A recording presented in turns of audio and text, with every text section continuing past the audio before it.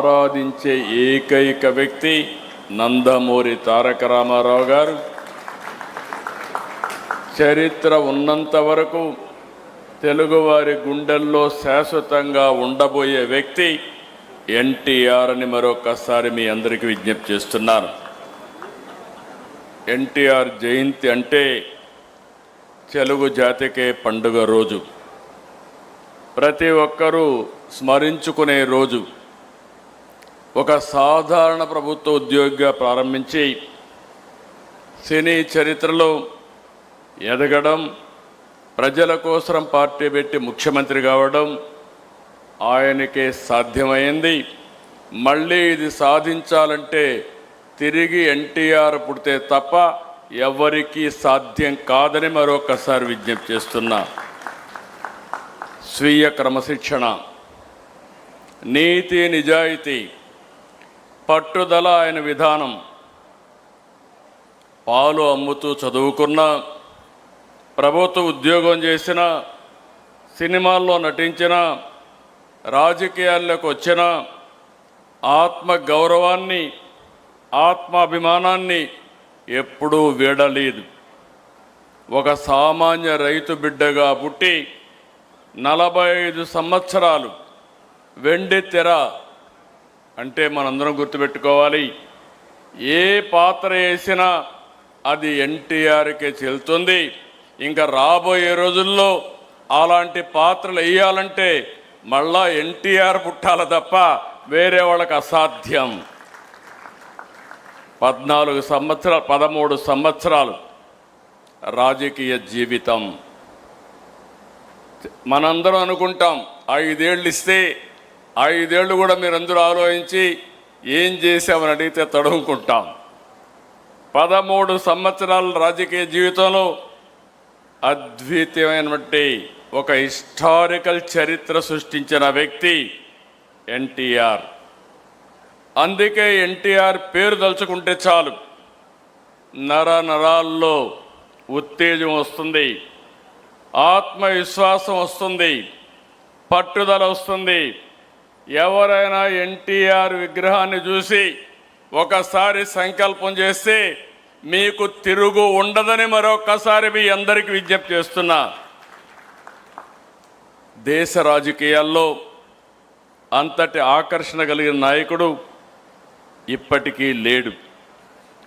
ప్రజలపై ప్రేమాభిమానాలు, అవినీతి రాజకీయాలను కడిగి పారాయాలన్న పట్టుదల ఆయన రాజకీయాల్లోకి వచ్చే పరిస్థితి వచ్చింది.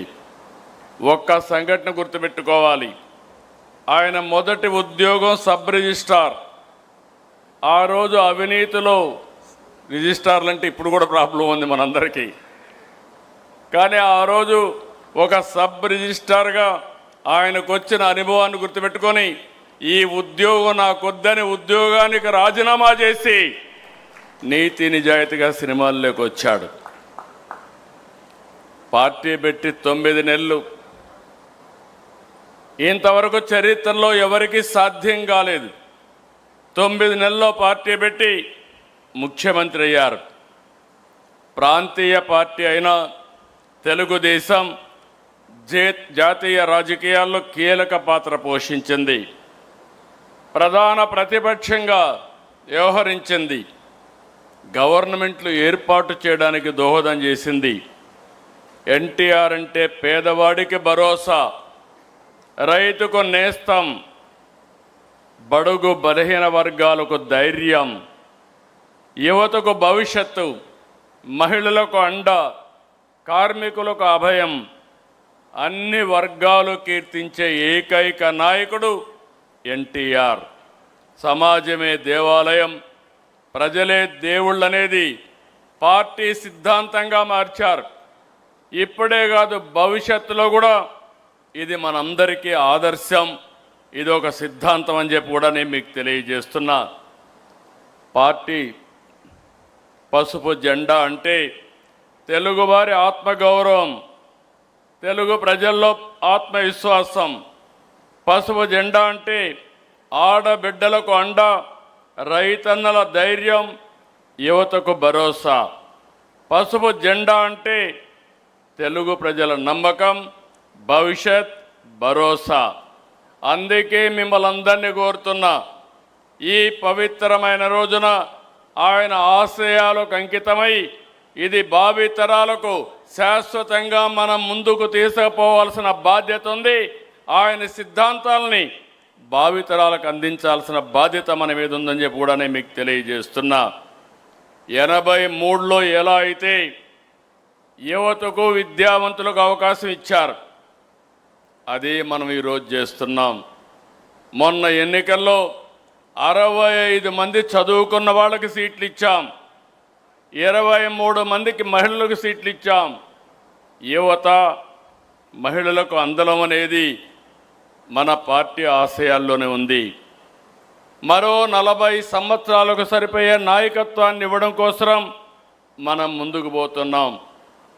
నిన్నే వర్కింగ్ పార్టీ ప్రెసిడెంట్ గారు కేంద్రంలో 33% మహిళలకు సీట్లు ఇస్తే పోరాడదాం, ఇవ్వకపోతే మనమే ఇచ్చే దిశగా తీర్మానం పాస్ చేసే పరిస్థితికి ప్రతిపాదించారు. ఆ దిశగా మనం ఆలోచిస్తే ఈరోజు ఎన్టీఆర్ ఆశయ సాధనలో పనిచేసి తెలుగు జాతిని అగ్రజాతిగా తయారు చేయడం కోసం మనందరం పునరంకితం అవుదాం. ఇలాంటి శుభ సందర్భంలో మనం ఇంత మునుపు కూడా చెప్పాం, మళ్ళీ ఒకసారి కేంద్రాన్ని కోరుతున్నాం. ఈ ఎన్టీఆర్ అంటే తెలుగు జాతికి ఒక సెంటిమెంటు. తెలుగు జాతి మొత్తం ఏకపక్షంగా ఆరాధించే ఏకైక నాయకుడు నందమూరి తారక రామారావు గారు. ఆయనకు భారత తెలుగు వెలుగుగా నిలిచిన స్వర్గీయ ఎన్టీఆర్కి భారతరత్న ఇవ్వాలనేది మనందరి డిమాండ్. అందుకే తెలుగు జాతి ఆత్మ గౌరవానికి ప్రతీకగా నిలిచిన మహానేత, విశ్వవిఖ్యాత నట సార్వభౌముడు, ప్రజాహిత పరిపాలకుడు శ్రీ నందమూరి తారక రామారావు గారు తెలుగు ప్రజల హృదయాల్లో చిరస్థాయిగా నిలిచిపోయారు. కళారంగంలో అపారమైన ఖ్యాతిని సంపాదించి అనంతరం రాజకీయ రంగంలో ప్రవేశించి సామాన్య ప్రజల సంక్షేమాన్ని లక్ష్యంగా చేసుకుని ప్రజాపాలన కొత్త దిశానిర్దేశం చేశారు. తెలుగు జాతికి విశ్వ ఖ్యాతి తీసుకొచ్చిన ఎన్టీఆర్ గారు బడుగు బలహీన వర్గాల అభ్యున్నతి కోసం ఎనలేని కృషి చేసి ప్రజల మనస్సులో చిరస్మరణీయంగా స్థానం సంపాదించారు.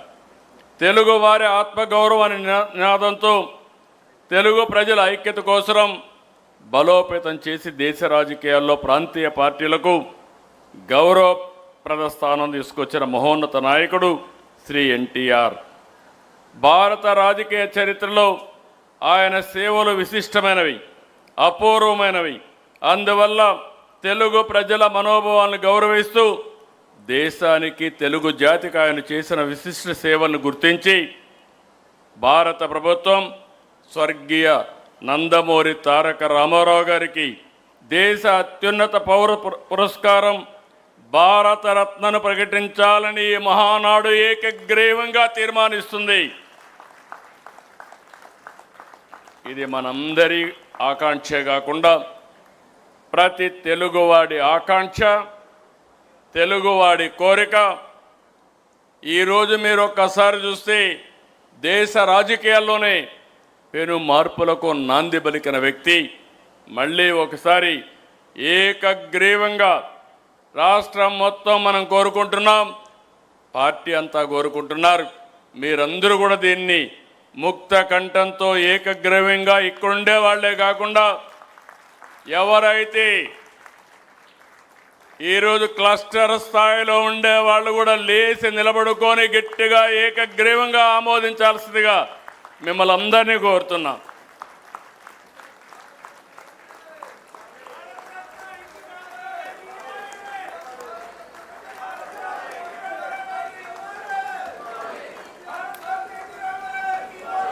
ఎన్టీఆర్ ఎన్టీఆర్ ఎన్టీఆర్